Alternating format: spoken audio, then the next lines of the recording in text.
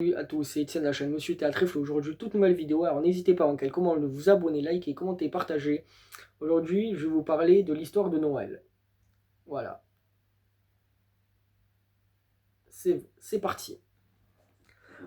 Célébrer le 25 décembre, Noël est une fête emblématique de la fin d'année mêlant influences religieuses et culturelles issues de diverses époques et régions.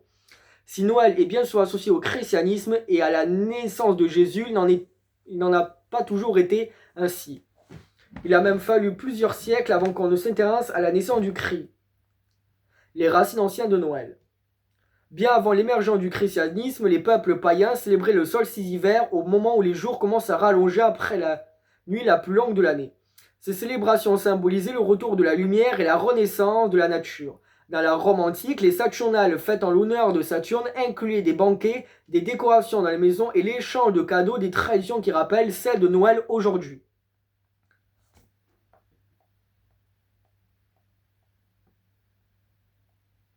Les origines du mot Noël.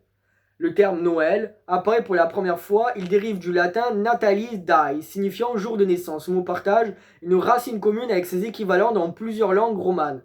Natal en italien, natal en portugais, navidad en espagnol. En revanche, les pays anglo-saxons et germanophones utilisaient des expressions centrées sur la célébration chrétienne comme Christmas, messe du Christ en anglais et Weihnachten.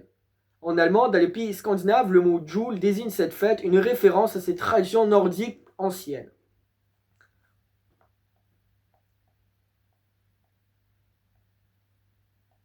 Adoption du 25 décembre et diffusion en Europe. Sous le règne de l'empereur Constantin et du pape Libère, que la naissance de Jésus-Christ fut officiellement fixée au 25 décembre. Cette date proche des festivités païennes du solstice d'hiver aurait été choisie pour capitaliser sur leur symbolisme et en faciliter l'adoption de la population. Au Moyen-Âge, Noël devint une fête centrale dans le calendrier chrétien européen marquée par des célébrations religieuses et des coutumes populaires. Dès l'an 1000, les autorités religieuses s'appuyèrent sur l'importance de cette fête pour imposer une période de paix forcée en temps de guerre.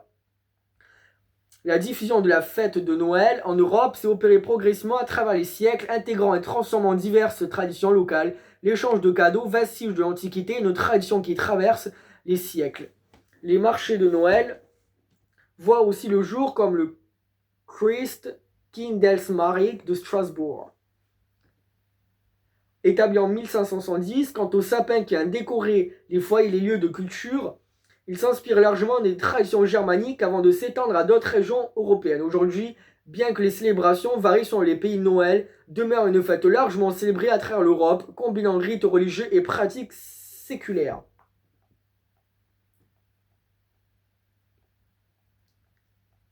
L'évolution du Père Noël de Saint-Nicolas à Santa Claus.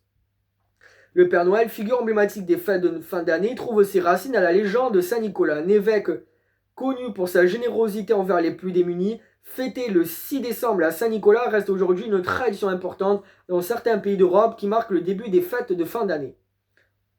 Importé par des immigrants hollandais aux États-Unis sous le nom de Sinterklaas, Saint-Nicolas devient ensuite Santa Claus. Les premiers contes qui mentionne Santa Claus, le Père Noël apparaissent au début du 19e siècle, aux États-Unis, puis au Royaume-Uni. Sous la plume du romancier Charles Dickens, les journaux de l'époque réalisent de nombreuses illustrations inspirées de ces contes qui donnent au Père Noël l'apparence qu'on lui connaît aujourd'hui. Un vieil homme à l'allure joviale avec une grande barbe blanche, vêtu d'une vareuse bordée de fourrure blanche, d'un bonnet rouge et d'une hotte remplie de jouets.